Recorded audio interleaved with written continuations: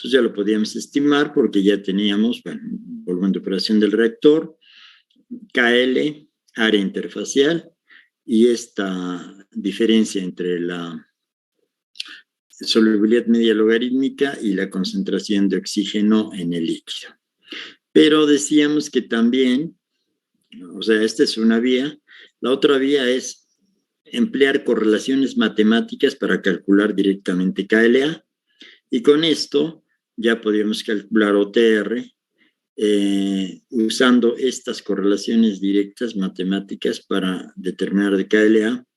Y esta diferencia de concentraciones, que es la fuerza motriz para el transporte, es la CS media logarítmica, la solubilidad media logarítmica, y la CL, la concentración de oxígeno disuelto en el reactor que debemos mantener para evitar limitación por oxígeno, para evitar anoxia y cambio en el metabolismo del microorganismo, decíamos que era, e íbamos a usar un término que le llamamos concentración crítica de oxígeno disuelto, que es un valor determinado para cada tipo de microorganismo aeróbico. Fundamentalmente es para el caso de aeróbicos. Esto ya lo habíamos visto. Nada más me van diciendo si sí o no. ¿Ya lo habíamos visto? Las correlaciones matemáticas para KLA. Ya probé. Ya, ¿verdad? Bueno, entonces vimos varias correlaciones para estimar KLA y decíamos que teníamos una infinidad de correlaciones y de nuevo estaban basadas en números adimensionales de diferente tipo.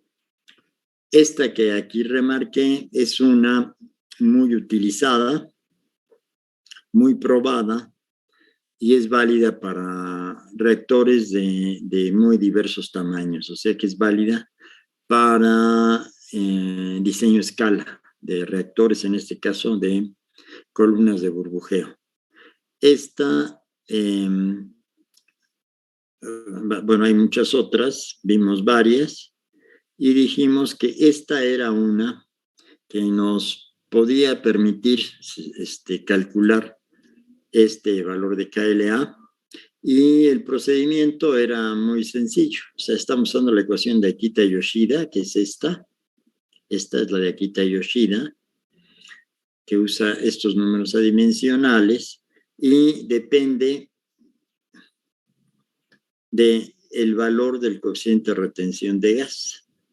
Entonces decíamos, bueno, esta correlación de Akita-Yoshida depende de estos números adimensionales, el Schmidt, el Bond, el Galileo, y de este coeficiente de retención de gas, que ya tenemos toda una gama de ecuaciones para poder calcularlo.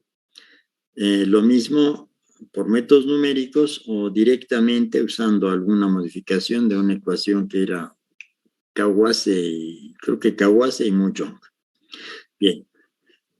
En este caso, teníamos una ventaja de que estos números adimensionales estaban expresados en términos, o sea, los números adimensionales tienen como diámetro característico en la ecuación de Akita-Yoshida el diámetro del reactor, diámetro del reactor para el Bond, Galileo y el Freud, que representa una cierta ventaja con respecto a otras que usan como diámetro característico el diámetro de burbuja, porque entonces hay que tener otras correlaciones para ver cómo varía el diámetro de burbuja en función de las variables de operación. Entonces, esta es una ecuación, vamos a llamarle muy práctica, y este valor de coeficiente de retención de gas lo podemos utilizar empleando pues la ecuación de Akita-Yoshida para cálculo de coeficiente de retención de gas, que usa métodos numéricos, o la ecuación que usamos para aproximarnos a esa ecuación, que es una ecuación de Kawase y Mujong. ¿Sí? Esto también lo vimos. ¿Sí? Sí, profe. Bien. A ver, entonces, vimos qué tipo de cálculos hay que hacer para determinar la solubilidad global de oxígeno, o sea, lo que se llama la concentración de saturación media logarítmica en un reactor aireado. Y dijimos que esta media logarítmica era igual al coeficiente de Henry, H, por la presión parcial media logarítmica, que a su vez es esta expresión, es la presión de oxígeno a la entrada menos la de la salida, entre el logaritmo de la de entrada entre la de salida. Y decíamos que la de entrada no tenía problemas para calcularse, que dependía de la presión de trabajo, que era la suma de presión interna más atmosférica más hidrostática, y esa se podía calcular sabiendo cuál era la fracción de oxígeno en el gas que estamos metiendo. Si es aire, sabemos cuál es la fracción mol, que es 0,209 moles de oxígeno por mol de aire, o volúmenes de oxígeno por volumen de aire. La de salida era la incógnita para poder estimar esta presión media logarítmica. La calculábamos simplemente viendo cuál era la presión en la parte superior del líquido en la columna, o sea, cuando ya se liberó la burbuja de la presión hidrostática, y la fracción mol de oxígeno a la salida, esa la íbamos a estimar a partir de lo que llevaba a la entrada por uno menos la eficiencia de transporte.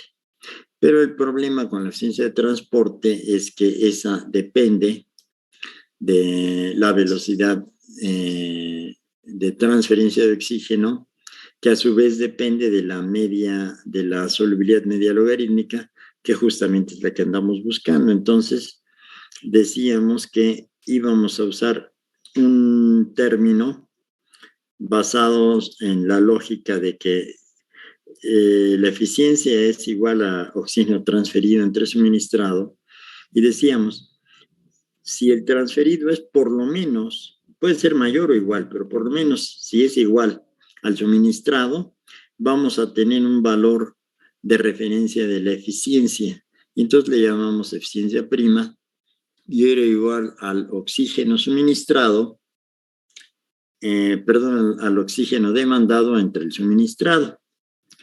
Y con esta eficiencia prima podíamos calcular la presión parcial media logarítmica a la salida, y ya teníamos la solubilidad media logarítmica. Ahora necesitábamos para calcular esta eficiencia un valor que está aquí en rojo, que es oxígeno suministrado. Oxígeno suministrado. Entonces, para calcularlo, necesitamos estimar este valor, que va a depender de qué gasto de aire estemos manejando. Aquí le pongo gasto de aire en condiciones estándares de temperatura y presión, y depende no nada más del gasto volumétrico, sino de su contenido de oxígeno. Bueno, volumétrico o másico, hay forma de convertirlo, ¿sí? O sea, cuántos kilogramos de oxígeno estamos suministrando. Entonces, con base en esto, lo que hacíamos era calcular el oxígeno, haciendo las consideraciones de que el peso molecular del oxígeno pues, es 32 kilogramos por kilomol, y el volumen molar que ocupa el oxígeno es 22.4 metros cúbicos de oxígeno por kilomol de oxígeno. ¿Sí? Entonces decíamos, el oxígeno que va en el gas, calculado esto en condiciones estándares de temperatura y presión para el gas que estamos suministrando, pues este gasto de gas en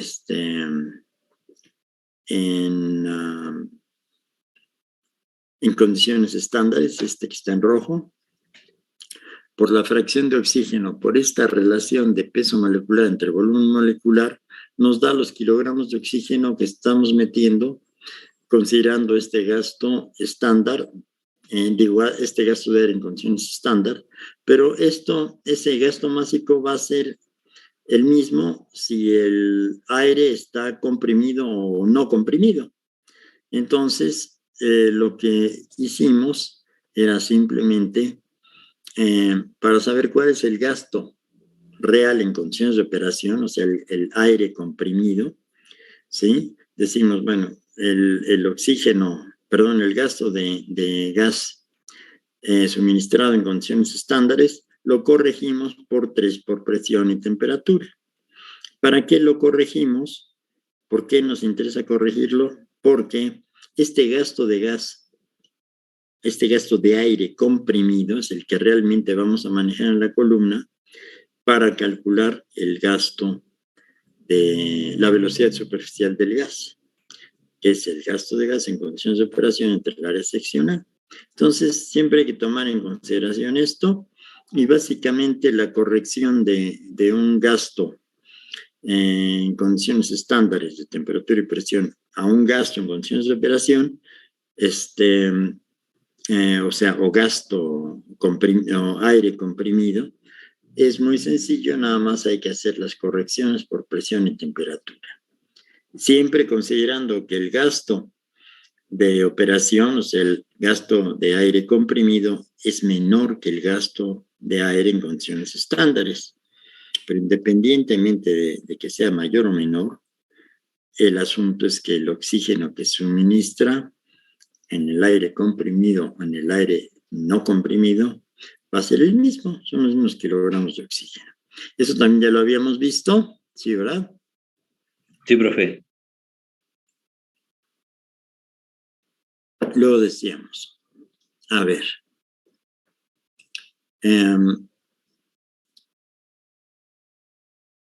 decíamos, para poder ya llegar a lo que es para empezar a diseñar una columna, necesitamos una serie de conceptos extras, unos cuantos conceptos muy sencillitos. Uno que tiene que ver con el consumo de potencia en la columna, o sea, la potencia necesaria para inyectar el gas que va a transferir el oxígeno. Esa potencia la requerimos para calcular lo que se llama economía de aireación, que es un criterio también de diseño. Y la otra es para ver el comportamiento hidrodinámico en la columna, para averiguar de qué orden es el tiempo de mezclado, que nos interesan tiempos de mezclado cortos para evitar heterogeneidades. Entonces decíamos, cuando las burbujas emergen, por ejemplo, en un sector de la columna, en un sector del área seccional, o sea, no fluye desde, a ver, déjenme agrandar esto.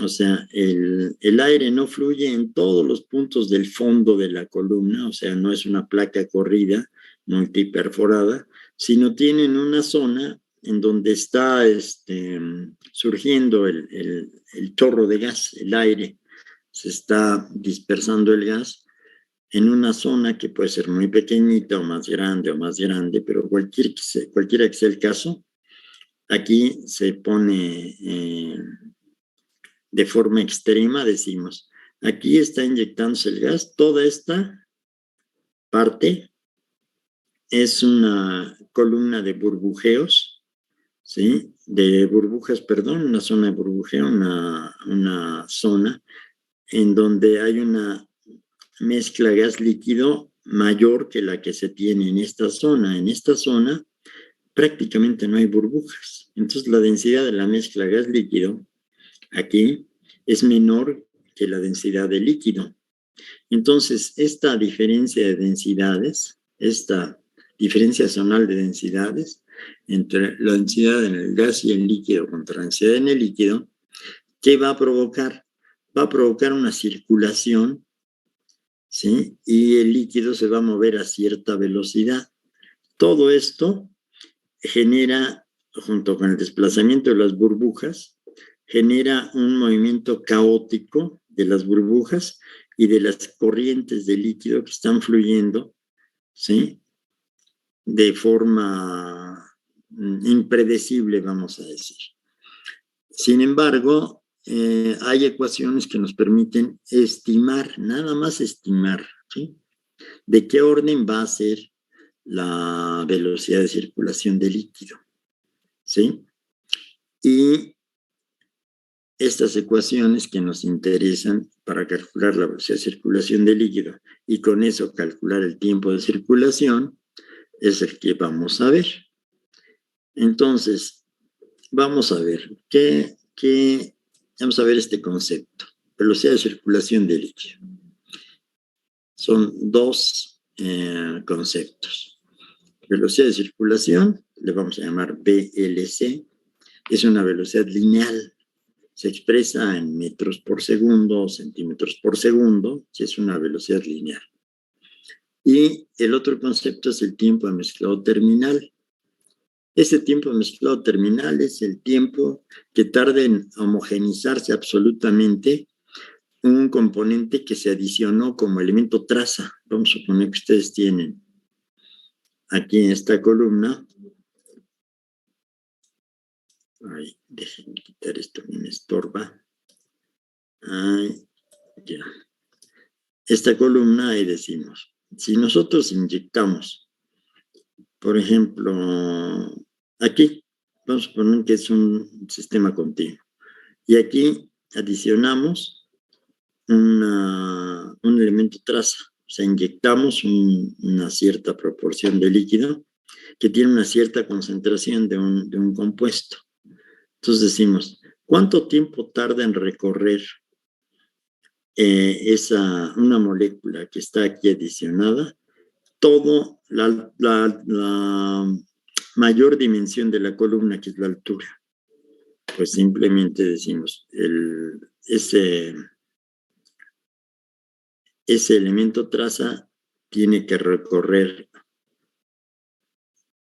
desde aquí hasta acá toda la altura del líquido a una velocidad VLC.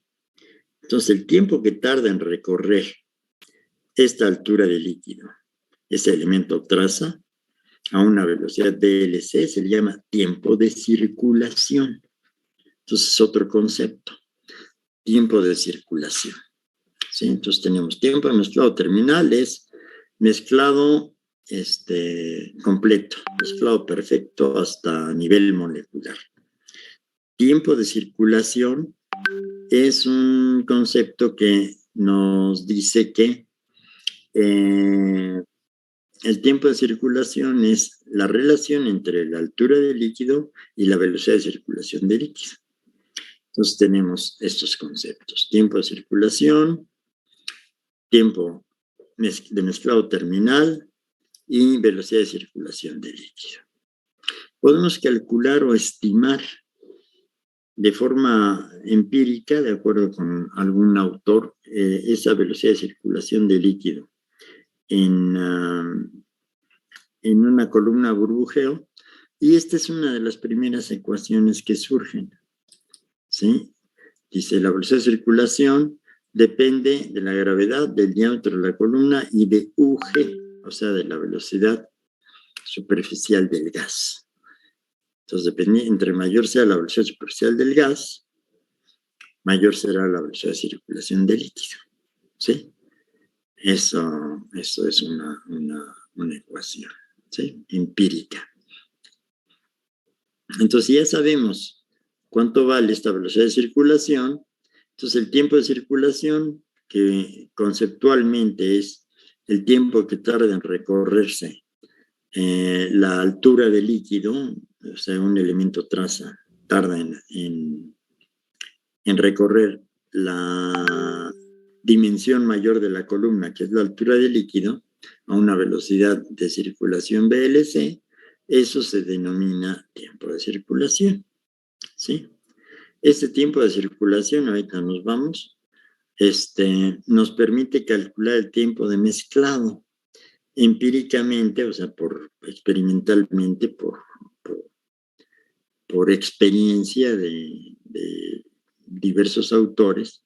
Ese tiempo de mezclado se logra cuando transcurren de 3 a 5 tiempos de circulación. O sea que ese elemento traza se mueve a una altura de líquido, se regresa y alcanza otra altura de líquido y se regresa y alcanza otra altura de líquido, ¿sí? Así hasta que se mezcla completamente. O sea, conceptualmente es esto. Bueno, entonces es el tiempo de mezclado terminal. Y ese tiempo de mezclado terminal, como es experimentalmente difícil de estimar, porque en determinado momento,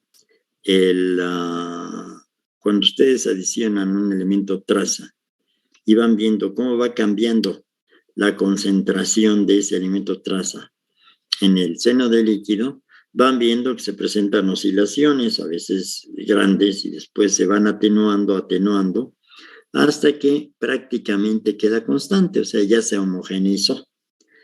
Pero esas pequeñas oscilaciones que se presentan en una columna de burbujeo no les permite ver exactamente cuándo, en qué momento se alcanza ya la uniformidad en la concentración.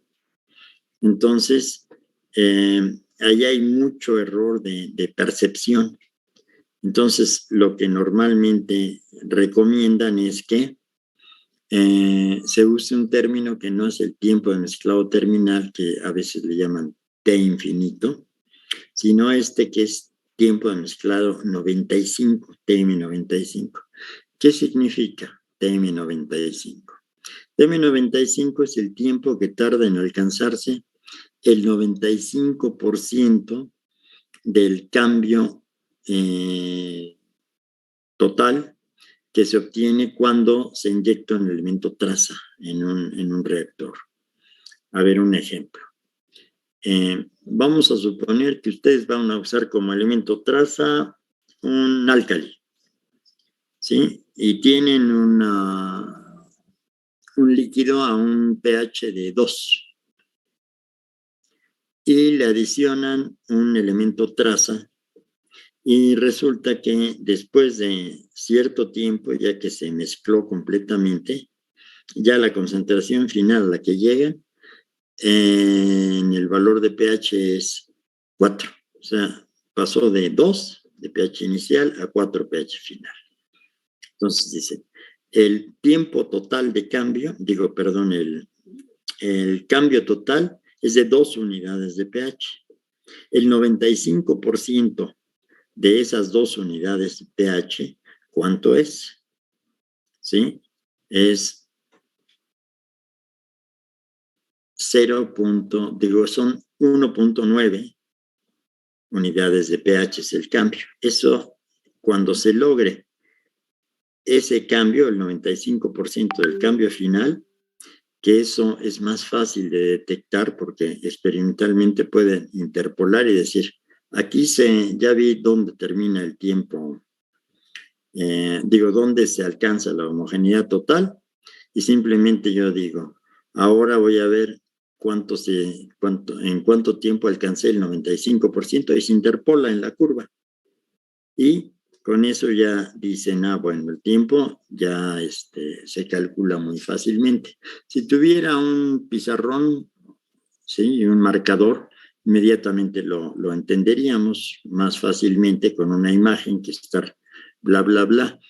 ¿Sí se entiende el concepto de tiempo mezclado 95?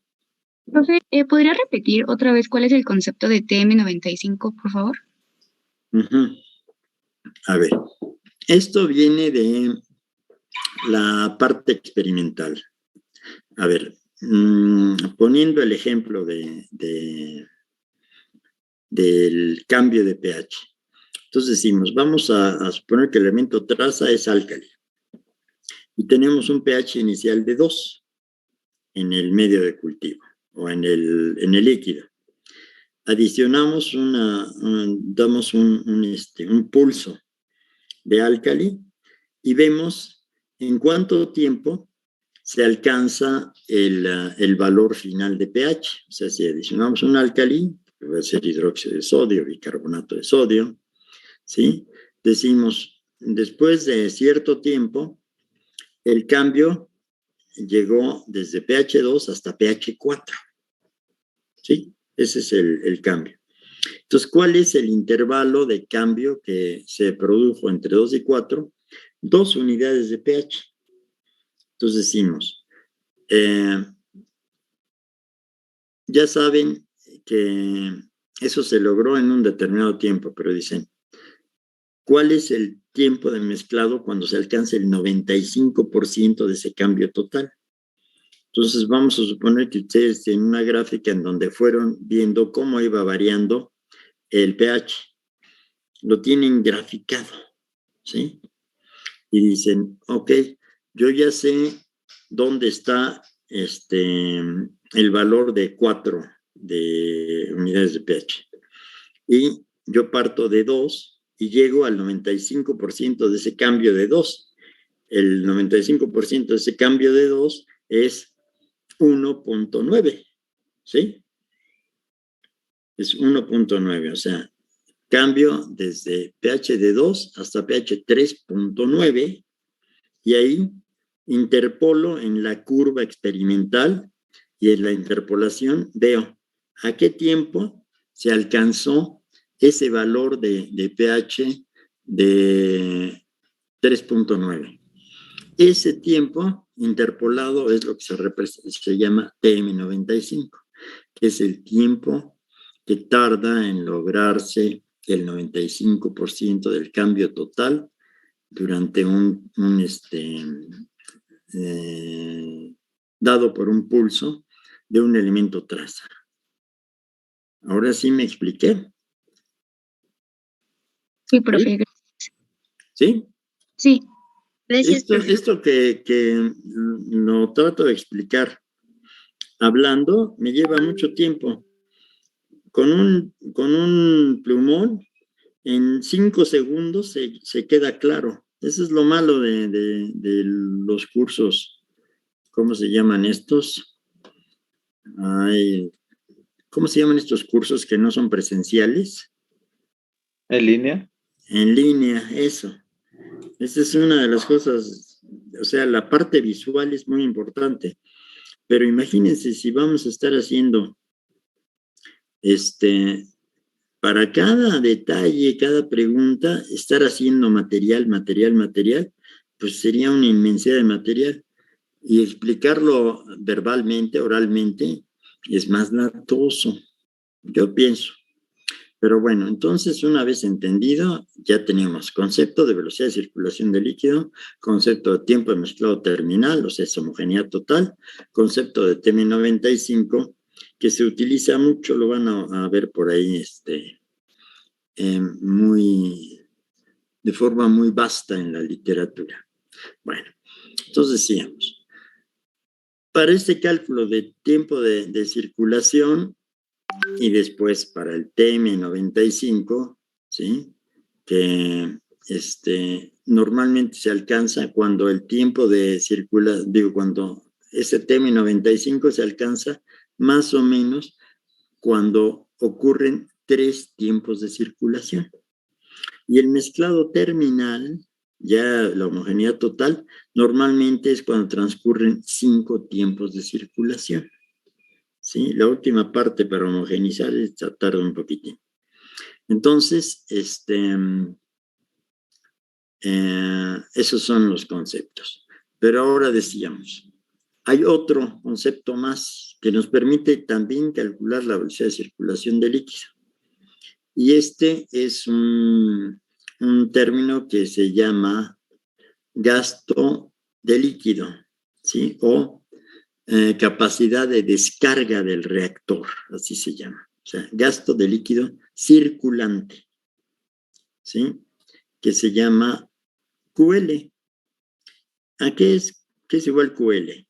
Esto se expresa en metros cúbicos por segundo o en centímetros cúbicos por segundo, es volumen por unidad de tiempo, es igual a la velocidad lineal por el área de la columna, ¿sí? Nos da unidades de metros cúbicos por segundo o centímetros cúbicos por segundo, depende en qué expresen la velocidad y el área. ¿sí? Decíamos que se le denomina capacidad de bombeo, o sea, capacidad de recircular el líquido en el interior del reactor. Entonces, este es un autor, es de Europa Central, no recuerdo de la nacionalidad, es de Europa Central. Michenbeck, está difícil pronunciar, bueno, pero es Michenbeck, ¿sí? Estima o da una correlación empírica también que dice que este valor de QL se puede calcular simplemente de la forma siguiente. El tiempo de circulación, bueno, se calcula con esta ecuación. ¿Dónde está la ecuación? ¿Dónde está la ecuación?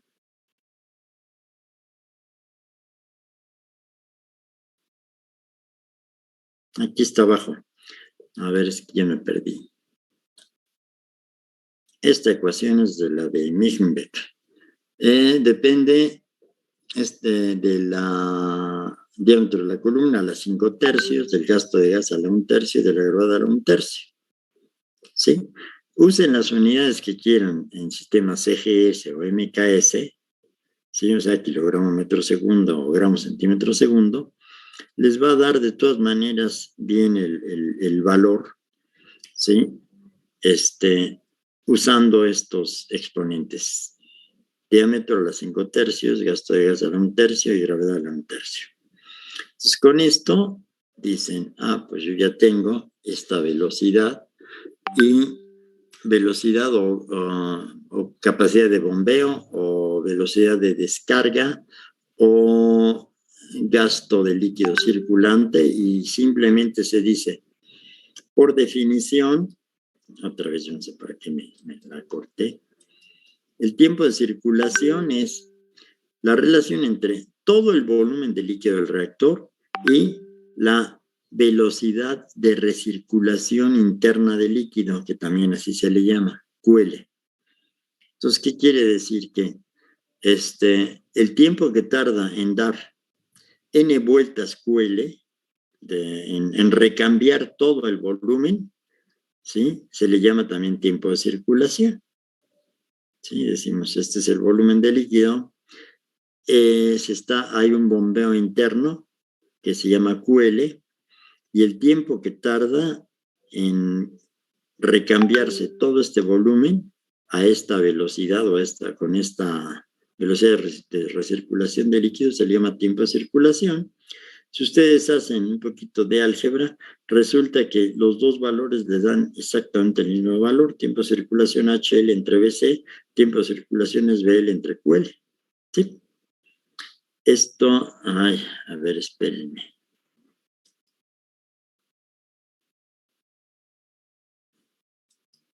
¿Y ahora qué hice?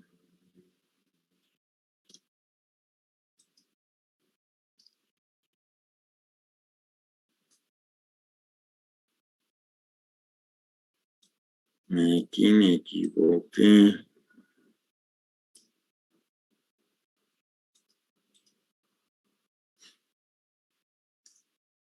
Está así. Fue un error de dedo.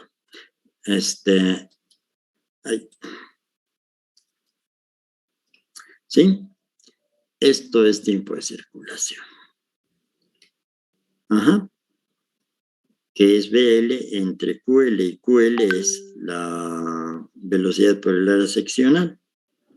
Y si ustedes hacen álgebra, se van a dar cuenta de que es exactamente igual, ¿sí? Volumen entre área nos da, ¿qué? Altura de líquido. Si esto es un cilindro. Entonces resulta que los dos valores de tiempo de circulación expresados así o así resultan en lo mismo. ¿Sí? ¿De acuerdo? Bueno, entonces, esto era básicamente para ver nada más un poquito de hidrodinámica muy básica para calcular un término que nos interesa para evaluar qué tan bueno o malo es una columna de burbujeo en términos de velocidad de circulación. Entonces, la velocidad de circulación la calculamos así directamente o a partir de esta ecuación de Mink-Beck, simplemente relacionando QL con y el área seccional con la velocidad de circulación. O sea, si ustedes ven esto, la velocidad de circulación la calculan simplemente sabiendo QL con esta ecuación entre el área de la columna, calculan la velocidad de circulación y con eso el tiempo de circulación. Entonces, ¿cuál es el objeto de usar cualquiera de estas dos ecuaciones? Obtener tiempo de circulación. ¿Sí? Ahora, van a dar los mismos resultados esta ecuación bueno, lo que se obtiene directamente con esta ecuación o lo que se obtiene indirectamente usando esta ecuación. No van a dar igual. Son autores diferentes, consideraciones diferentes, y entonces, en cuanto probemos esto en el diseño de una columna, vamos a ver cuál nos conviene usar. ¿Sí? ¿Ninguna pregunta? ¿Se entendió esto? Bueno, supongo que sí. Bueno, ahora, ¿qué pasa con el consumo de potencia? Consumo de potencia. Aquí dice, es otro concepto que lo vamos a usar muchísimo para todo lo que es evaluación de bioreactores, ¿sí? Evaluación sobre todo económica de bioreactores. Entonces, un término indicativo de la bondad del diseño de un reactor, o sea, qué tan bueno, malo o regular resulta, es la economía de aireación. ¿Qué es economía de aireación? ¿Sí? Es un término que nos relaciona qué tanto oxígeno se transfiere en función de la cantidad de potencia aplicada, o sea, de la energía aplicada. O sea, qué tanto nos cuesta transferir oxígeno. Y ese lo calculamos mediante este término, economía de aireación, es OTR entre la potencia, y nos dice cuántos kilogramos de oxígeno por hora podemos transferir y a qué costo, cuántos kilowatts, ¿sí? Entonces, aquí económicamente es muy fácil obtenerlo porque dice, tenemos tantos kilogramos de oxígeno por kilowatt hora. Y dice, bueno, ¿cuánto vale el kilowatt hora? ¿Sí? Entonces, se traduce a términos económicos. Si sabe uno cuántos pesos o dólares nos cuesta transferir o disolver el oxígeno que requiere un bioproceso, ¿sí? Entonces aquí empezamos con aspectos económicos y por eso se llama economía de aireación. Por otro lado, nos sirve el cálculo de la potencia en términos de potencia volumétrica, consumo de potencia volumétrica, o sea, cuántos watts o kilowatts por metro cúbico o HPs por metro cúbico, depende de las unidades que manejen, ¿sí? Se consumen para un proceso. Entonces, es otra forma de comparar un proceso o una condición de operación en un proceso, en un determinado reactor o en otro reactor. Vemos qué tanto consume de energía, ¿sí? Entonces, en términos de kilowatts, por ejemplo, o de HPs, entre más consumo de potencia volumétrico tengamos, es más caro el proceso. Puede ser mejor, pero es más caro. Entonces aquí ya empezamos a relacionar aspectos económicos. Entonces, también se usa muy frecuentemente como variable de operación. O sea, en vez de usar UG nada más, en muchos tipos de reactores se usa el consumo de potencia volumétrica. Cuando veamos reactores agitados mecánicamente, ese término no lo olviden, ese va a ser fundamental. ¿Sí? Y muchas veces las correlaciones que se van a encontrar para cálculo de KLA en todo tipo de reactores van a ser función de este consumo de potencia por unidad de volumen. Ahora, ¿cómo se calcula la potencia? Por ejemplo, en una dispersión gas líquido, en una columna de burbujeo. Esta es una correlación dada por estos autores y dice que fundamentalmente la potencia depende del gasto de gas suministrado por la presión en la parte superficial, P-top, es en la presión en la superficie del líquido, que es P-top, es la presión atmosférica más la interna, o sea, ya una vez que sí se liberó el gas de la presión hidrostática, estamos en la superficie y la superficie nada más registra estas dos presiones, la atmosférica más la interna del reactor. Entonces esto es P-top. Por el logaritmo de 1 más ρGH, pues es la presión hidrostática entre P-top. Entonces es el gasto por la presión en la parte superficial, por logaritmo 1 más la presión hidrostática entre P-top. Y listo. Esta es una correlación. Hay otras que es un poquito más usada porque es más general, que es, esta expresión es de un tal Deckberg. Ay, ya perdí el ratón. De Deckberg. Y es válida cuando se emplean en difusores estáticos, por ejemplo, difusores de orificio. ¿Sí? Básicamente es cuando se usan difusores de orificio o eyectores. ¿Sí? Y en la otra ecuación, la anterior, no considera la energía transferida, la energía cinética del flujo de gas en un orificio de salida, ya sea en el eyector, en la garganta del eyector, o en el orificio. Entonces, esta considera que aparte de la presión, la energía necesaria para comprimir el aire, para poder vencer esa presión hidrostática y la total, puede calcularse con la expresión siguiente, que se parece mucho. Este es el gasto de gas por la densidad del gas por R, en donde R es la constante general de los gases, ¿sí? Normalmente expresada en joules por kilomol grado Kelvin, ¿sí? Por 1 más un término que se llama alfa, ¿sí? Alfa es ρGHL, donde la altura es la de la mezcla gas líquido, por 1 menos EG. EG es la fracción de gas retenido. Pero si ustedes multiplican la altura de la mezcla gas líquido por 1 menos EG, les va a dar la altura del líquido. Entonces, prácticamente esta alfa es lo mismo, es equivalente a la presión hidrostática entre la presión top, que es algo equivalente a la anterior. Entonces, esta parte se parece mucho a la anterior, pero esta es justamente la que considera la pérdida de energía cinética, ¿sí? Del gas en el orificio. Entonces, esta es la velocidad en el orificio, velocidad del gas en el orificio al cuadrado entre 2. Estas unidades, ¿sí? Estos son metros cuadrados sobre segundo al cuadrado, tienen que sumarse a esto.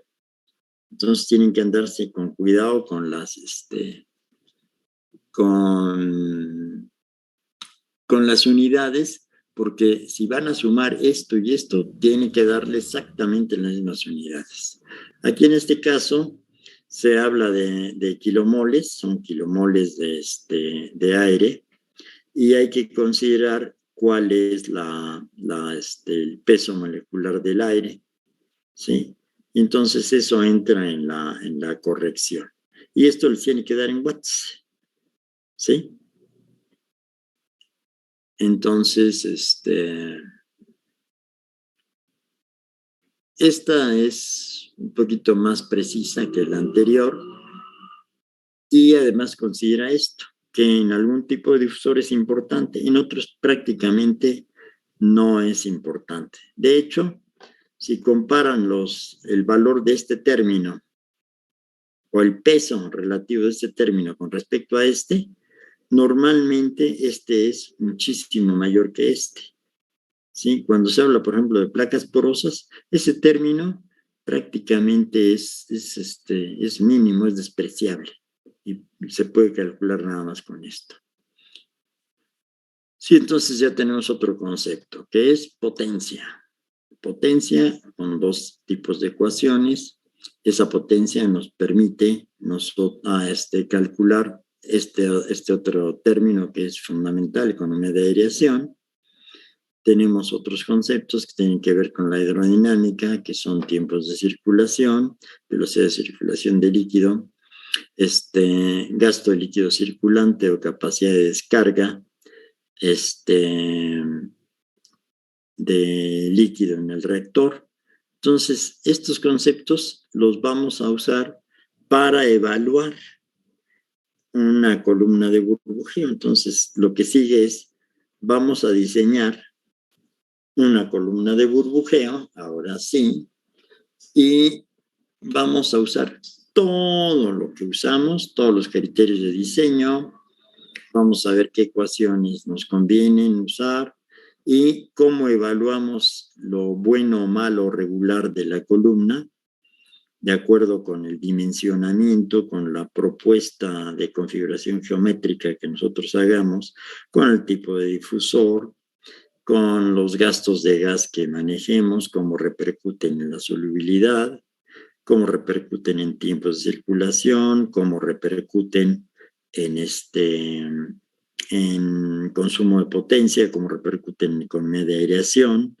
Todo esto es lo que consiste el diseño y evaluación, en este caso de una columna, que es una columnita muy sencilla, no tiene gran complicación, ni en el diseño, ni en el dimensionamiento, y en el cálculo. Entonces, ¿alguna pregunta o ya nos pasamos al cálculo en matemática para que lo vean? Que también lo pueden hacer en Excel, ¿eh? Los que no quieran usar matemática, ya estuve viendo cómo pueden ustedes trabajarlo sin tener que usar matemática, pensando justamente en que muchos de sus compañeros no han tenido oportunidad de manejar matemática, que sería muy conveniente que lo usaran. Yo no me opongo para nada, ¿eh? Si lo quieren usar, mejor. Pero si por alguna razón no, pues entonces, aunque sea en Excel. ¿Quieren que veamos ya el ejemplo de cálculo? Sí, profe. Profe, Sí. ¿usted igual nos indicaría cómo irlo haciendo en Excel o no? Pues si quieren, pero Excel, bueno, pues, pero en Excel ya no necesitan nada ustedes, nomás usan la lógica. Pero bueno, en Excel anden pues. Ay, no, en Excel no. Bueno, anden pues. Aquí mismo en matemática lo podríamos ir explicando, aparte de matemática, cómo lo podrían hacer en Excel. ¿Sí? ¿Les parece bien? A ver si no lo revuelvo. Sí, profe. ¿Sí? ¿Sí lo revuelvo? No, ¿verdad? Sí nos parece bien, profe. Muy bien. Entonces, vamos ahí. Entonces, vamos a pasarnos a Excel. No, que Excel. A matemática. A ver, entonces ¿cómo le hago? Compartir.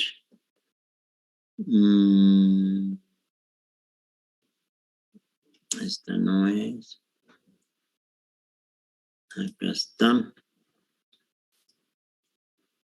A ver.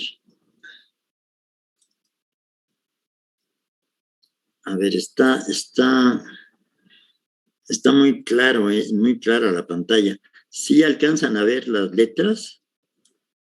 Sí, profe. ¿Sí? ¿Seguro? ¿Y de ese tamaño están bien? Sí, está Sí, bien. profe. Bueno, conste.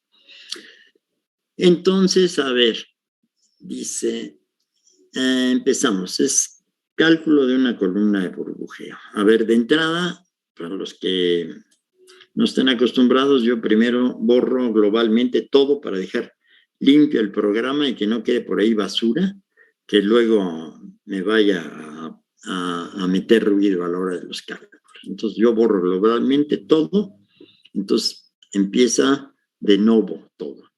Entonces aquí esto, si recuerdan, esto lo usamos simplemente para, como comentarios, o sea, es para tener información y saber de qué va el programa. Pero esto que está entre asterisco paréntesis, digo paréntesis asterisco, se abre y se cierra con paréntesis asterisco, simplemente es información que no procesa matemática porque dice, esos son comentarios, punto. O sea, no son funciones, no son comandos, no son ecuaciones, no es nada que procese matemática. Pero esto les sirve a ustedes porque saben de qué va la cosa. Entonces dice, primera parte, nada más una aclaración, no se diseña ni evalúa el sistema de enfriamiento. O sea, ahorita no nos vamos a meter para nada con el diseño de sistemas de enfriamiento en torres de contacto de gas líquido. Nada más nos vamos con pura transferencia de masa, pura transferencia de oxígeno. Entonces, a ver, aquí vienen las indicaciones. Hagan de cuenta que este es un pequeño ejercicio como de examen. Decimos, para evaluar un proceso aeróbico a nivel piloto, se requiere un reactor con módulo de operación de 40 metros cúbicos, ¿sí? En este reactor deberá satisfacerse al menos un valor de UR de 45 kilogramos de oxígeno por hora. Esa es la demanda, ¿sí?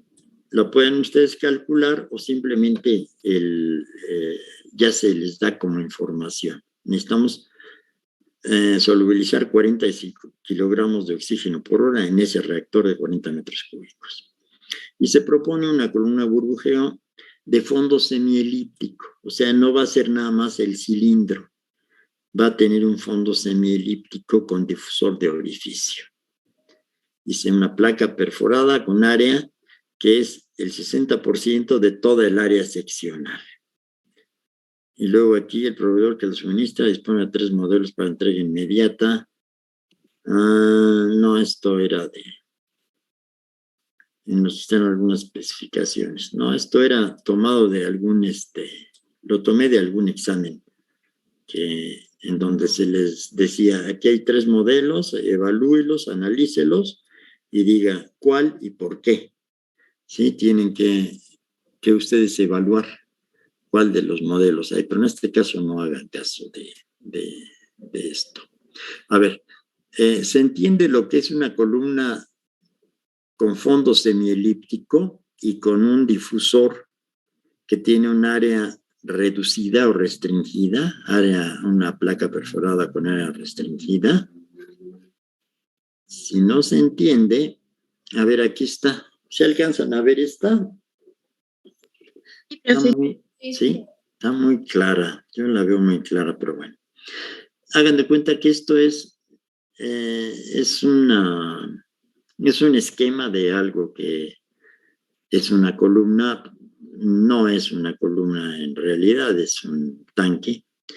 No tiene la altura suficiente ni tiene cabeza de expansión, pero nada más para verlo.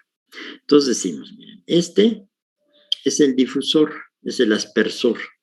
Y en este caso decimos, es un difusor de placa perforada, o sea, es un difusor de orificio. Y ocupa no toda la placa corrida. Si ocupara la placa corrida, sería de fondo plano. No, nada más ocupa una cierta área, que es en el ejercicio, es del 60% del área del área seccional. ¿Sí se entiende eso? Sí, profe. Bueno, Sí, profe. ahora, como va a estar inmerso y no es una placa corrida, decimos, bueno, aquí va a fluir el gas, fluye el gas, pero y esta parte se tiene que mover. Aquí se provoca una circulación y todo esto tiene que circular. Entonces, ¿cómo va a circular? Normalmente se le da a prácticamente todos los reactores biológicos, prácticamente todos, ¿sí? No todos, pero prácticamente todos, un acabado sanitario, o sea, un fondo en donde no haya cortes bruscos, o sea, que aquí haya un corte a 90 grados, sino que de forma más o menos suave vaya circulando el líquido en esta parte, ¿sí? Entonces, normalmente se recurre a diferentes tipos de fondos toriesféricos, fondos de plato, fondos semielípticos, fondos hemisféricos. Hay muchos tipos de fondos. Un fondo semielíptico, ¿qué es? ¿Sí? Hagan de cuenta que si esto tiene sección circular, es un cilindro, esta parte. La parte de abajo es una semielipse. ¿Y a qué nos referimos con semielipse? Sería una semiesfera o un fondo semiesférico si este radio de aquí para acá fuera igual al radio acá. O sea, midan esto de aquí para acá y dicen, pues esto sería más o menos, este radio llegaría hasta aquí. Entonces, esto sería media esfera. Pero si es más corto el fondo que el radio, eso es una semielipse y puede ser como esta, o un poquito menos, o un poquito menos, o un poquito menos, y prácticamente es fondo de plato. Entonces, aquí lo que cuenta mucho es el radio que va de donde está, donde empieza la zona cilíndrica al fondo de la semielipse. ¿Sí? Entonces, una semielipse maneja 3 radios. Este es un radio. El otro radio es el del fondo del tanque, que es igual, y el del fondo del tanque. Y el de la altura de la semielipse es el tercer radio. ¿Sí? Si los 3 radios son iguales, es un hemisferio. Bueno, sí es un hemisferio. Pero si este es más pequeño, entonces una semielipse de altura HSE, o altura de semielipse. ¿Sí? ¿Sí se entendió? Lo que es una semielipse, un fondo semielíptico. Sí, y ahorita vemos cómo se calcula, que es muy fácil. Bueno, entonces, ya quedó. Entonces, ¿qué información tenemos? Aquí pongo información general de, esta es nada más de UR, el calor generado por metabolismo, eso no le hagan caso ahorita. Esta es la productividad en kilogramos por metro cúbico por hora. Este es el rendimiento calórico, no le hagan caso ahorita. Es el volumen de operación, 40 metros cúbicos. El OUR son 45 kilogramos por hora. El calor generado se calcula así, pero eso no le hagan caso ahorita. Y aquí básicamente, por costumbre o por disciplina, cuando empieza uno a meter información, siempre hay que estar viendo qué resulta de lo que está uno metiendo línea por línea, porque si se equivoca uno en una línea, se corrige esa línea. Ya una vez corregida va uno más adelante. Si empieza uno a escribir, y luego quiere uno que corra el programa, van a aparecer errores y muchas veces no saben ni en dónde están y pierden el tiempo buscando el error, como no vean, y siempre terminan diciendo, es que no corre, no sale el programa. ¿Quién sabe qué hizo? ¿Será problema de la máquina o del programa? Y que siempre es problema del programador, pero por eso les digo, más vale ir revisando esto línea por línea.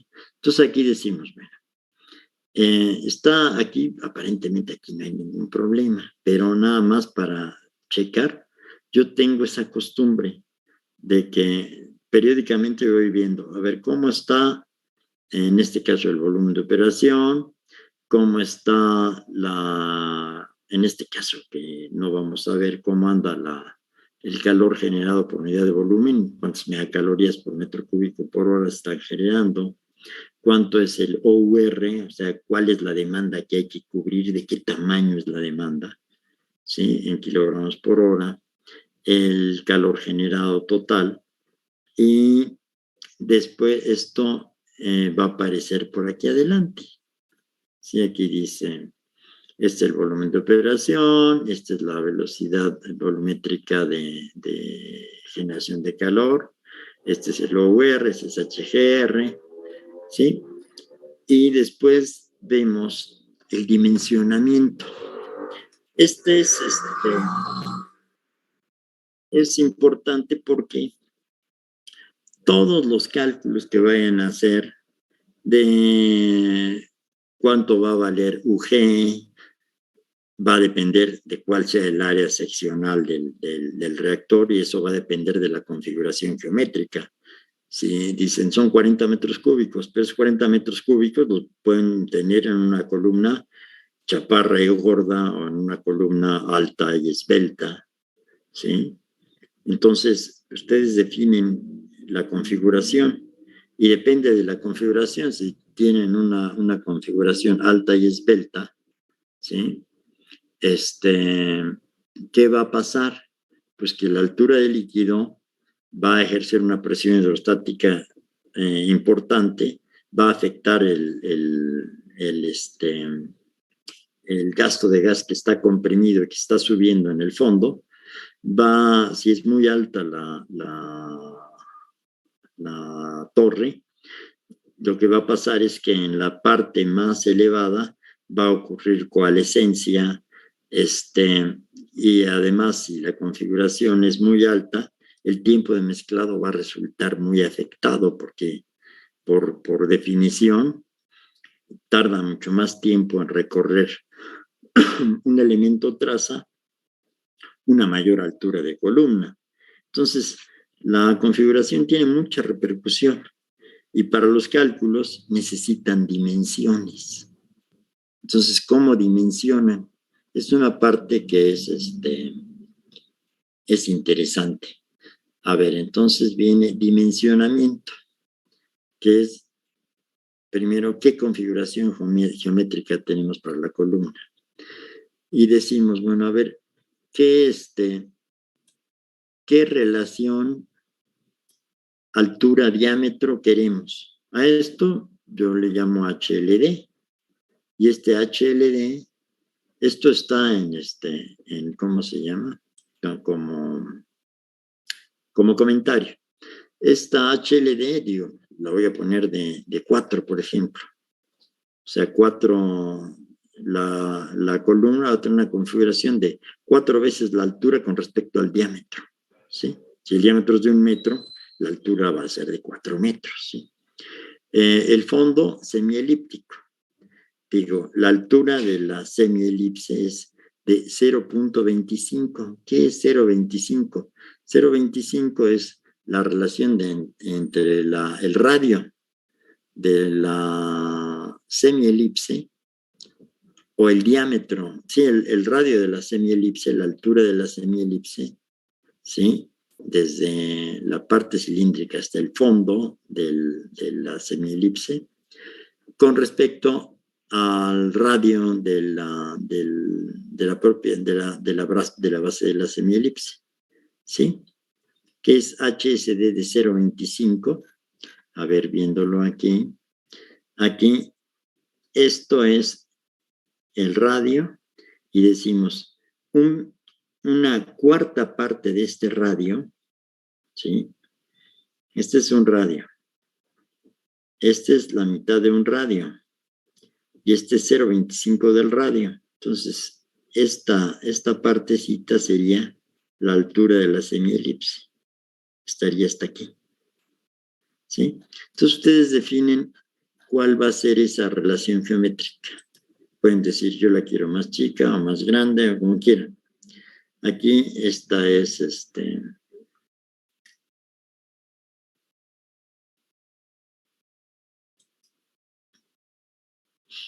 A ver, aquí les estaba dando mal un concepto. La altura, la HSD, tal y como la estoy expresando aquí, ustedes la pueden expresar como quieran. Pero en este caso yo estoy diciendo que es 0,25 la relación de altura de la semielipse con respecto a todo el diámetro del reactor, no con respecto al radio, sino al diámetro del reactor. ¿Sí? Entonces, ¿cómo sería un HCD de 0,25? Según ese concepto. Este es el diámetro del reactor completo. Este es 0,5 del diámetro del reactor y este es 0,25 del diámetro del reactor. Es esto. Entonces, este sería equivalente a esto, más o menos. Entonces, esta semielipse terminaría aquí. Si la quieren con un fondo de semielíptico mayor, pueden ponerlo, pero resulta que aquí va a ocupar un cierto volumen. ¿Sí? El volumen total de operación va a ser el volumen ocupado por el fondo semielíptico, todo esto, más el volumen ocupado por la altura, por el espacio cilíndrico. Entonces, este es el volumen ocupado por la parte cilíndrica y este es el volumen ocupado por la parte semielíptica. Bueno, sí, no los confundí, no les hice líos. ¿No? No, profe. Bueno. Otro término. Aquí, DCR. Eso tampoco le hacen caso porque esto DCR yo lo uso para ver cuál es o sea, aquí de entrada yo estoy considerando que voy a meter un sistema de enfriamiento que es un serpentino helicoidal y digo, ¿de qué diámetro va a ser el serpentino helicoidal que voy a meter en el reactor, en la columna? Y doy esta relación, ¿sí? El diámetro del serpentín, coil, entre el diámetro del reactor, ese es lo que voy a trabajar. Entonces es otra configuración, en este caso para un serpentín helicoidal, en este caso, por lo pronto esto no le hagan caso porque no vamos a meternos con sistemas de enfriamiento. Ahora, ¿cómo calculamos ya con esta configuración que ustedes proponen de HLD igual a 4 y HCD es igual a 0,25? ¿Cómo calculan el diámetro del reactor? Parten de dos cosas muy elementales que aquí no las puse. Dicen el volumen total, que son 40 metros cúbicos, es igual a la suma del volumen del cilindro, ¿sí? Que es pi sobre 4 el diámetro del reactor al cuadrado, ¿sí? Ese es por la altura del líquido menos la altura de la semielipse. Ese es el volumen de la parte cilíndrica. Es el volumen que ocupa la parte cilíndrica, es el volumen de operación, más el volumen de la semielipse, que es 2/3 de pi por A, B, C. Es 2/3 de pi, A, B, C, donde A es un radio, es el diámetro del reactor sobre 2. El otro radio, B, es diámetro del reactor sobre 2. Y la parte C es la altura de la semielipse. ¿Sí?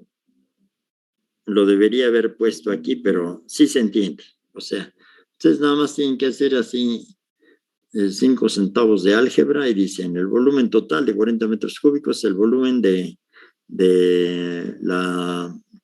líquido ocupado en la parte cilíndrica más el volumen que ocupa la semielipse. Y la semielipse tiene una altura que es una relación que están dando ustedes como la altura de la semielipse entre el diámetro del reactor. Entonces aquí está el diámetro del reactor y la altura de la semielipse. Que no saben cuánto vale, así numéricamente cuánto vale DR ni cuánto vale HC, pero saben la relación. Y saben que la altura del líquido es de 4. Esa altura del líquido de 4 va desde aquí hasta el fondo, pero la altura de la parte cilíndrica es esta altura total menos esta altura de semielipse. Entonces, con eso calculan volumen expresan lo que es la suma de esos dos volúmenes, la parte cilíndrica y la parte semielíptica, hacen 5 centavos de álgebra y llegan a una ecuación como esta, que de ahí la incógnita que les queda es el diámetro del reactor. El volumen de operación lo conocen, altura del líquido menos la altura de la semielipse es la parte cilíndrica. Esto es la parte correspondiente a la parte cilíndrica y acá es la parte correspondiente a la parte semielíptica. De aquí despejan el diámetro del reactor, imprimen el diámetro del reactor, el diámetro del serpentín si lo van a usar y ya sabiendo el diámetro del reactor, entonces ya saben el diámetro del reactor, saben la altura del líquido, saben la altura de la semielipse y saben todo lo demás. O sea, su valor clave es el diámetro del reactor. Y después de esto hay una cuestión importante que es siempre como disciplina. Ustedes calculen, hagan los cálculos que quieran, expresen esto, verifiquen, pero los resultados tienen que validarlos, tienen que verificar. ¿Sí? Vamos a suponer aquí, ustedes van a imprimir cuánto vale el diámetro del reactor, el diámetro del reactor, el diámetro de la semielipse, la altura del líquido, todo esto. Pero dicen, con esos cálculos que yo hice, si tomo esas dimensiones y calcula el volumen de líquido en el cilindro y el volumen de la semielipse, me tiene que dar por fuerza el mismo volumen de operación del cual yo partí. Eso es una validación, es una verificación de que no se equivocaron por ahí en algún cálculo. ¿Sí? Entonces, aquí dicen, el volumen de líquido del cilindro es pi por el diámetro del reactor sobre 4, es un cuarto de pi de r cuadrada, por la altura, que es la del líquido menos la de la semielipse, es lo que decimos. Y el volumen de la semielipse, ya haciendo algunas correcciones, es 1/6 de la altura por pi por el dr cúbica. ¿Sí? Entonces, dicen, el volumen de la semielipse va a ser la suma de VLC más VC.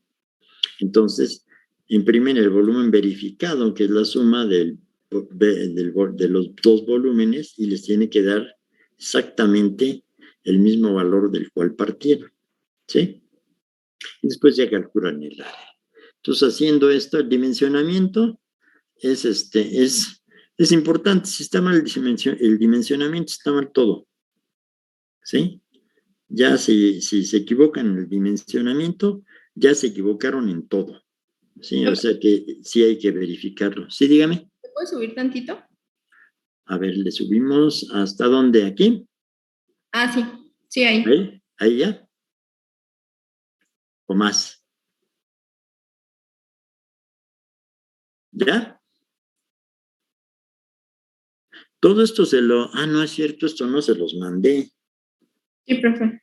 Sí, les mandé la presentación, pero el programa de matemática no. A ver, vamos a hacer una cosa. ¿Quieren que les mande el programa completo? Está largo, ¿eh? Sí, profe, por favor. Sí, por favor. Está largo. Sí, profe. Está largo. Luego aquí vienen cómo se calcula el coeficiente de retención de gas. Luego, aquí ya finalmente, cómo varía la eficiencia prima, cómo varía la solubilidad media logarítmica en función del gasto de gas, cómo varía UG, cómo varía el diámetro de burbuja según Hesselink y usando otro tipo de difusor, que es un difusor poroso, cómo varía el coeficiente de retención de gas en la ecuación de Hesselink, cómo varía el KLA, y finalmente cómo varía OTR, va aumentando conforme aumentan el gasto de gas, y cómo se alcanza, este es OR, a este es a lo que le tienen que pegar. Y dicen, con esto, ¿qué alcanzamos? Tenemos que trabajar con este gasto de gas para satisfacerlo. De otra manera, si trabajan a menos, no sirve, porque no alcanzan a satisfacer la demanda. Esta es la potencia en kilowatt-hora, esta es la economía de aireación, que aquí va mejorando la economía de aireación conforme aumenta el gasto de gas. Esta es la velocidad de circulación del líquido. Esta es la capacidad de descarga, ¿sí? Calculada con una ecuación que les permite calcular la velocidad de circulación del gas, que es la primera ecuación que vimos.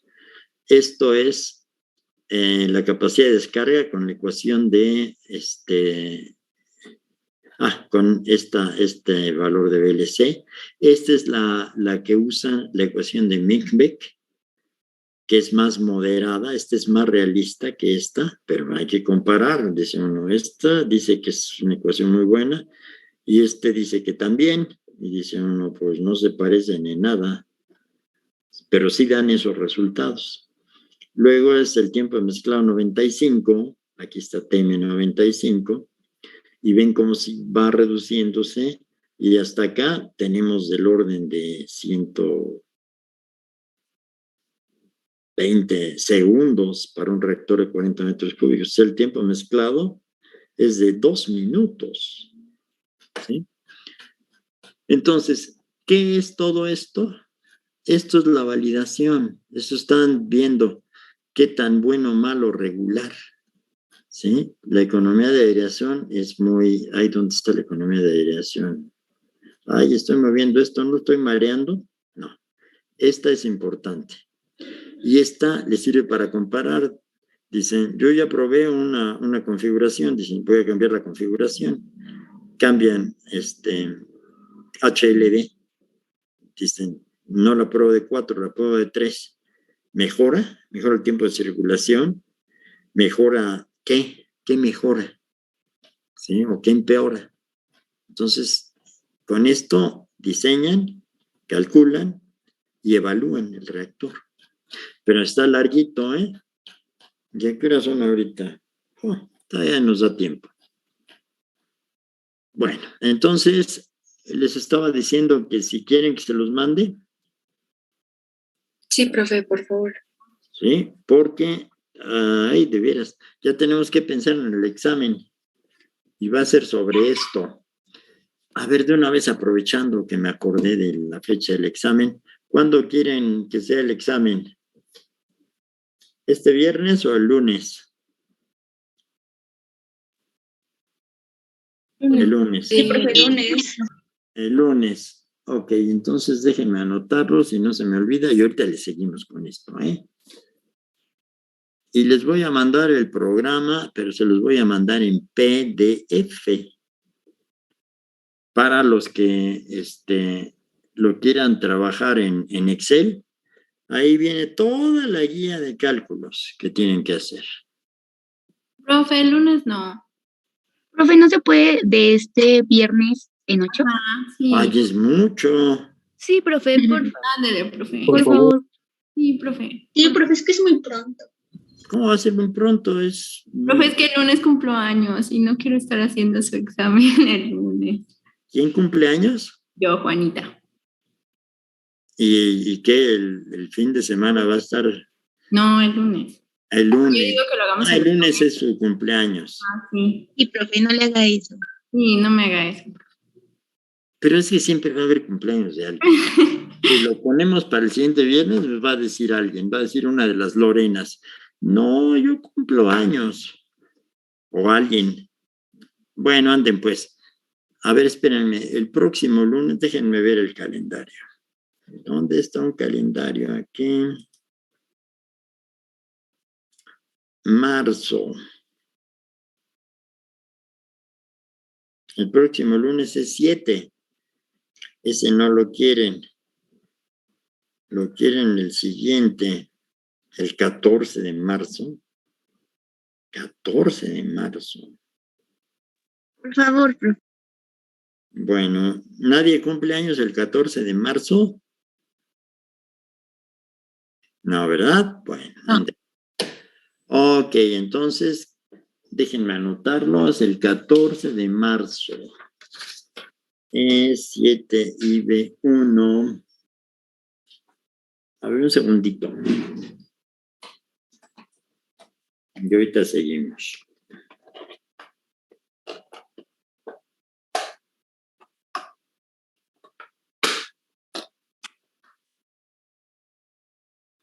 Entonces, primer parcial es 14, es lunes, ¿verdad?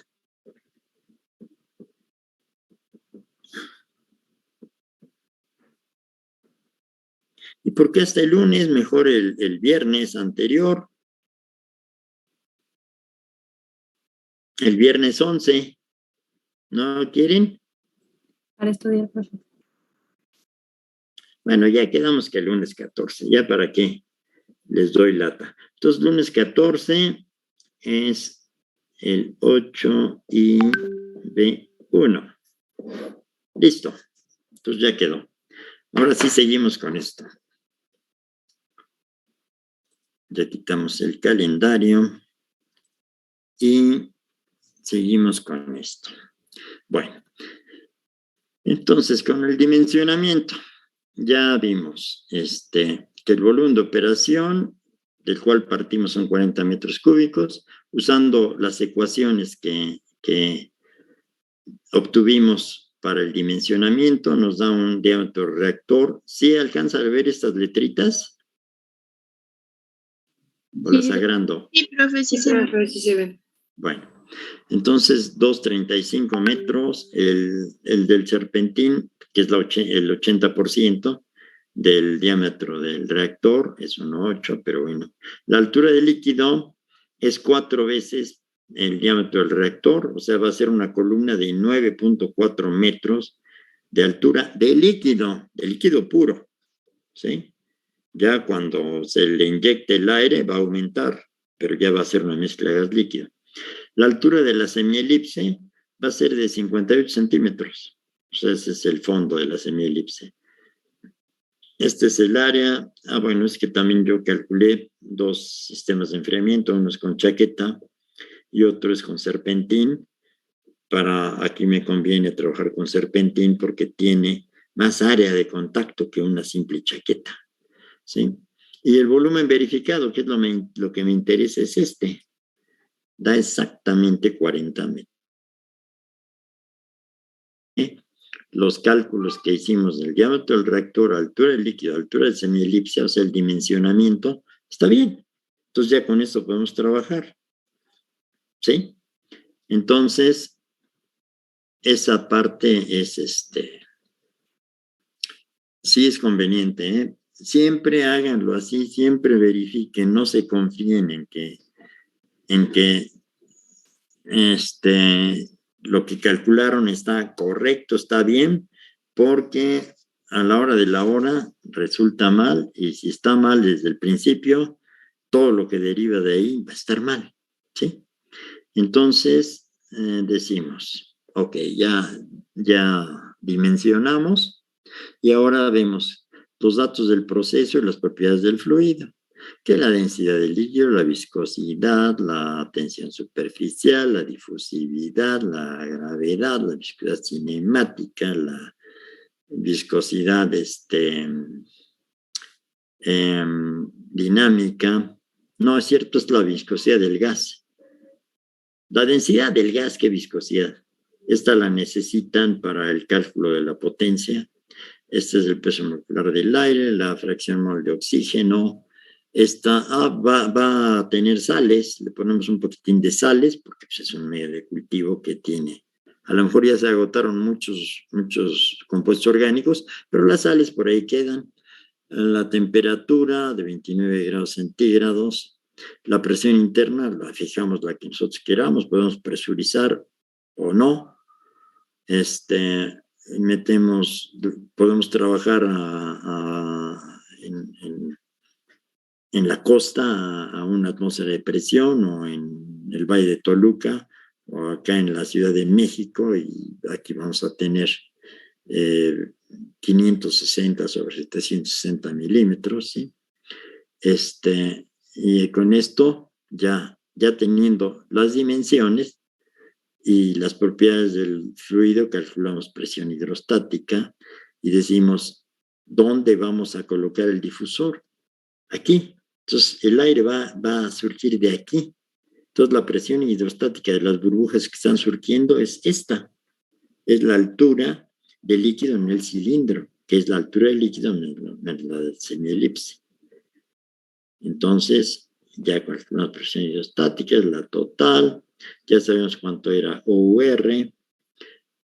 Definimos la C crítica, el valor específico para el microorganismo empleado. Eso varía con el bicho. Vamos a suponer que trabajamos una bacteria que puede trabajar muy bien incluso en condiciones de microaerofilia. Esto es microaerofilia. Entonces, la C crítica va a ser de ese orden. Calculamos el área del reactor y se ve que el área, ya la tenemos el área calculada. Y decimos, ¿qué ecuación va a describir la solubilidad de oxígeno en el sistema solución salina aérea a una atmósfera de presión? O sea, en condiciones, vamos a decir, ideales. Y decimos la ecuación que nos permite ajustar los datos experimentales que en alguna ocasión comentamos. ¿Se acuerdan de la superficie de respuesta, de cómo variaba la solubilidad de oxígeno en función de temperatura y salinidad? Dijimos que podíamos representarla por varias ecuaciones. Una la podíamos nosotros obtener muy fácilmente y era un polinomio en donde manejamos dos variables, la variable salinidad y la variable temperatura. Entonces, esta es la ecuación. Con esto nos va a permitir calcular con esta ecuación, que es la que vamos a poner aquí, vamos a poder calcular la variación del cociente de Henry, o sea, cómo varía el Henry en función de salinidad y temperatura. ¿Por qué? Porque esto lo podemos expresar en función de salinidad y temperatura usando esta correlación como esto se obtuvo a una atmósfera de presión y usando aire, el sistema es aire, que con esta fracción mol de oxígeno a la entrada, que ya la definimos como 0,209, entonces ya calculamos H, vemos de qué orden es la solubilidad en condiciones de una atmósfera de presión y vamos a ver cuánto vale H, ¿sí? Luego esto nos permite calcular ya nos va a ayudar a calcular la solubilidad del oxígeno en el reactor.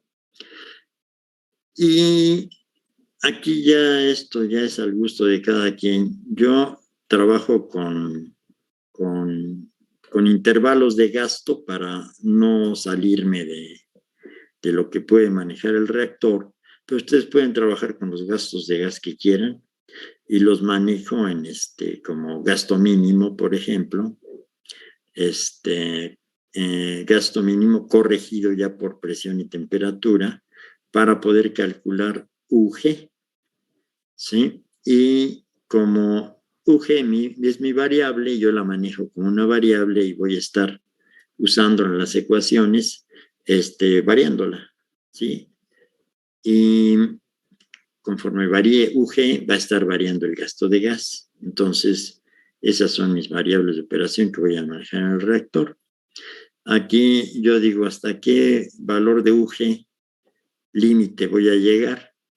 Pongo 7 centímetros por segundo o 0.07 metros por segundo para marcar el límite en régimen pseudo-homogéneo. Es el que yo quiero trabajar, este régimen pseudo-homogéneo. Entonces, fijo para hacer iteraciones, yo fijo un multiplicador del gasto mínimo, y veo cuánto vale el máximo. Luego esta es la eficiencia, eficiencia prima. Esta es la eficiencia prima que va a ser el OR. El OR va a estar variando cada vez porque el gasto de gas va a estar variando, es mi variable. Entonces la eficiencia va a ser variable. ¿Sí? Ya imprimo un valor de eficiencia aquí para un valor determinado de OR. Y aquí voy a ver cómo varía la eficiencia en función del gasto de gas y lo voy a variar desde un valor mínimo en condiciones estándares a un valor máximo. ¿Sí? O sea, calculo la presión parcial de oxígeno a la salida, la presión media logarítmica, la solubilidad media logarítmica, y aquí voy a graficar la solubilidad, voy a graficar cómo varía UG. Luego aquí, como voy a trabajar con un difusor de orificio, calculo usando la ecuación de Hesselin cómo varía el diámetro de orificio en función de UG, que es mi variable de operación junto con el gasto de gas. Veo cómo cambia el diámetro de burbuja, veo si está lógico, o sea, necesito verlo, siempre verlo, ¿sí? Para ver que los resultados sean lógicos. Ya después, ya vamos a estimar el cociente de retención de gas, ¿sí? Porque es esencial para el cálculo de KLA. Entonces, ¿qué número de Freud voy a usar? Puedo usarlo para probar otra ecuación. Esto está pensado para la gente que no quiera usar métodos numéricos para resolver EG, cociente de retención de gas. En vez de usar una ecuación en donde para resolver EG tengan que usar necesariamente métodos numéricos, aquí hay una alternativa, es una ecuación, así como vimos que había una ecuación válida para el cálculo de EG, según una ecuación de Kawase y Mujong, también hay otra ecuación como esta que considera el Freud, pero como diámetro característico el diámetro de burbuja, que le pongo diámetro de burbuja de Hesselin. ¿Sí? Entonces, ya con esto, gráfico eje, a ver cómo varía, a ver si dan valores lógicos. Y ya me voy a calcular KLA.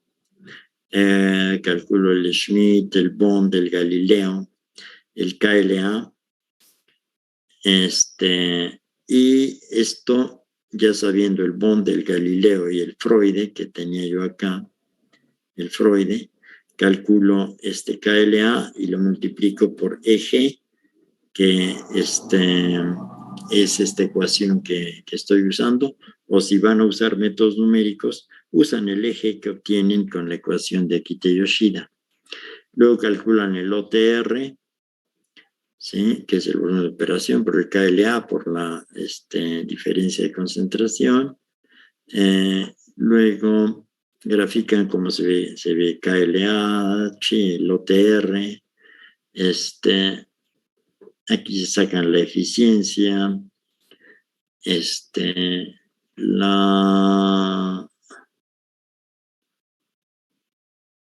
aquí era OTR y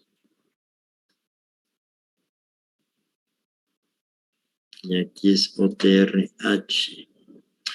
Es que usé dos tipos de OTR, pero bueno. Luego, ya calculan la energía por compresión de aire usando un difusor de orificio, usando las ecuaciones que ya vimos. Calculan la potencia en watts, sacan la economía de aireación, OTR entre P. P es la potencia, grafican la economía de aireación, calculan tiempo de circulación, gasto de líquido, usan esta ecuación de Minkevich, usan la otra ecuación para cálculo de VLC y después calculan QL. Y sacan el tiempo de circulación, grafican el tiempo de circulación. Aquí todos estos son valores intermedios que yo estoy probando para ver de qué orden anda el gasto mínimo en metros cúbicos por segundo, el MAC, el UG mínimo, que es de 0.4 metros por segundo, el máximo va a ser 0.07 metros por segundo. Y aquí están ya las gráficas que mostramos hace rato. ¿Y dónde está el objetivo? Entonces, con esto decimos, perfecto. ¿Cuál es la ventaja de trabajar con un programa? En vez de estar haciendo talacha, calculando lo que sea.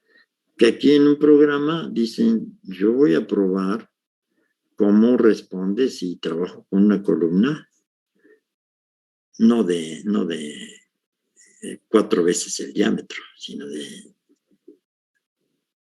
3 veces el diámetro. ¿Sí? O sea, es una columna más chaparra y más regordeta. ¿Qué va a pasar? No tengo idea, pero vamos a ver. Entonces, la ventaja es esta, que una vez que tienen todo esto, a menos que haya por ahí algún error, ahí, a ver qué resulta. Mire, el diámetro del reactor es de 2,59, es más grande. La altura ya está más pequeñita, es de 7 metros. ¿Sí? ¿Cómo va a repercutir esto en todo esto? Vamos a las gráficas. Aquí no se nota mucho, pero vean, ¿qué gasto de gas es el que estamos manejando? ¿Se acuerdan cuánto valía el anterior? No se acuerdan, yo tampoco, pero era menor. La solubilidad está muy bien, anda en estos gastos hasta arriba de 12, casi 13 mil ppm, que es muy alta. UG, que es el límite que marcamos, para llegar a este valor de UG, tenemos que manejar, como es un área seccional más grande, tenemos que manejar gastos mayores, y aquí lo estamos viendo, ¿sí? Luego, el diámetro de burbuja anda, creo que más bajito que el de la columna alta. El coeficiente de retención de gas es mayor, vean. El KLA pues anda por el estilo y alcanzamos esto, el OTR, pero con otro gasto de gas. ¿Sí? A ver, ¿cómo anda la potencia? Esto en kilowatts, no me acuerdo cuánto era anteriormente, pero en las condiciones en que sí se cumple, que es lo que importa aquí, 1200, anda como de 17 kilowatts. Lo que se requiere gastar de energía para la compresión de ese gasto de aire. La economía de aireación, dice uno, aquí anda en 242, anteriormente no me acuerdo. El volumen de líquido, no el volumen, la velocidad de circulación son 110. A ver, vámonos al tiempo de circulación. Baja. ¿Sí? Allá estaba en 2 minutos, 120. Aquí está en 1.5 minutos. O sea que es mejor el mezclado. ¿Sí? Pues aquí están los datos anteriores. Aquí quedaron guardados los datos anteriores.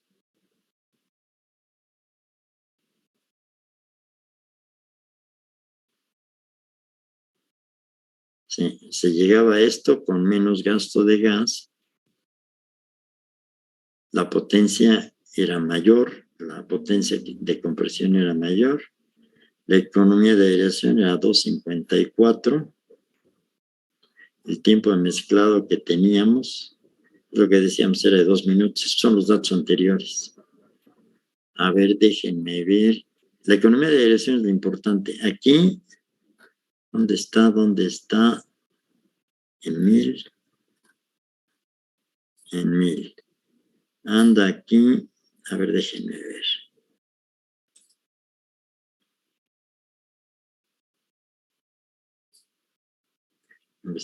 Aquí en 1000 más o menos. Anda en 2, pues 2.54. A ver, vamos a ver en el otro caso.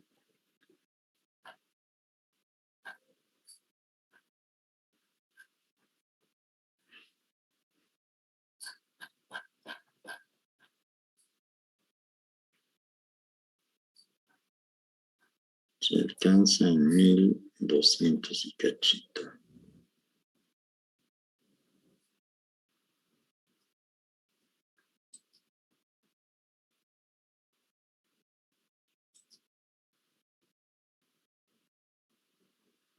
$2.41.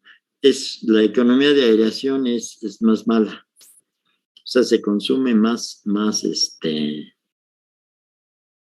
potencia para lograr la misma, el mismo valor de OTR que en el otro caso. Entonces aquí están comparando, dices, tranquilamente, sin mayor problema, una vez que hacen el simulador, lo pueden usar para lo que quieran. ¿Sí? Aquí dicen, bueno, esto pasa si yo uso una... ya van a dar las 6. A ver, nada más rapidísimo, déjenme probar con una bien altota. Acuérdenme que después de la foto, la maestra Nora quiere hablar con ustedes rapidísimo. Déjenme hacer la evaluación del cuaderno y déjenme ver rápido. Y va a ver. La altura del líquido son 12.2 metros, es una columna altísima. El diámetro es más pequeñito, de 2 metros cúbicos, digo de 2 metros. Y a ver, déjenme ver las gráficas. Miren, la solubilidad aumenta mucho. Si aumenta la cabeza hidrostática, es más presión y aumenta la solubilidad. Aquí anda arriba de 13 ppm. Siempre se va a llegar a ese valor de UG. El diámetro burbuja no cambia mucho. El eje no cambia mucho. KLA no cambia mucho. Pero aquí tenemos que con un gasto de 700 y cachito, metros cúbicos por hora, pero es gas más comprimido, está más comprimido, ¿sí? Son 800 metros, pero está mucho más comprimido porque es mayor la altura de la cabeza hidrostática. Y aquí la potencia no es muy diferente, pero vean aquí, aquí la economía de aireación de 2.42 se va hasta 2.80. O sea, desde este punto de vista de economía de aireación, es mejor, mucho mejor. O sea, se transfiere más oxígeno por cada kilowatt hora consumido, pero vamos a ver el tiempo de mezclado, es una porquería, vean nada más. En el otro teníamos del orden de 90 segundos. Aquí está 250, 200, como 2 minutos y medio. Como 2 minutos y medio. O sea, el mezclado empeora muchísimo. Pero dicen, bueno, pues no se puede todo. Entonces, sí, quedó clara la utilidad de un simulador para evaluar un diseño en donde pueden cambiar lo que quieran. Si ustedes quieren presurizar más el reactor, dicen, lo presurizamos más y no trabajamos con una columna tan alta, sino una columna baja, Y si queremos aumentar la solubilidad, presurizamos. ¿Pero eso qué implica? ¿Gastamos más energía? ¿Se pierde economía de aireación? O sea, esto, el manejar simuladores para lo que ustedes quieren, les permite manejar muchas alternativas y abren los ojos a lo que está pasando. ¿Sí? Esa es la ventaja de los simuladores. No es nada más ponerse a arrastrar lápiz y hacer cálculos, sino dicen aquí yo ya tengo un simulador y si me costó un cierto trabajo hacerlo, ese simulador yo lo puedo usar para muchísimas alternativas, no nada más cambio. En este caso, que es el tipo de reactor más sencillo, que es una columnita de burbujeo, en donde básicamente nada más manejan como variable de operación el gasto de gas, pero pueden variar pueden tener como variables de diseño la configuración geométrica o presiones o cosas por el estilo. Bueno, entonces me dejan tomar la foto. ¿Sí se entendió esto? Sí, profe. Sí, profe. Entonces les mando ¿cómo se llama? Este programita para que lo vayan analizando, estudiando y lo puedan, a su gusto, ustedes lo manejen en Excel o en lo que ustedes quieran. ¿Sí? Porque ahí está el procedimiento. De hecho, es un procedimiento que no tiene que ser el que ustedes usen.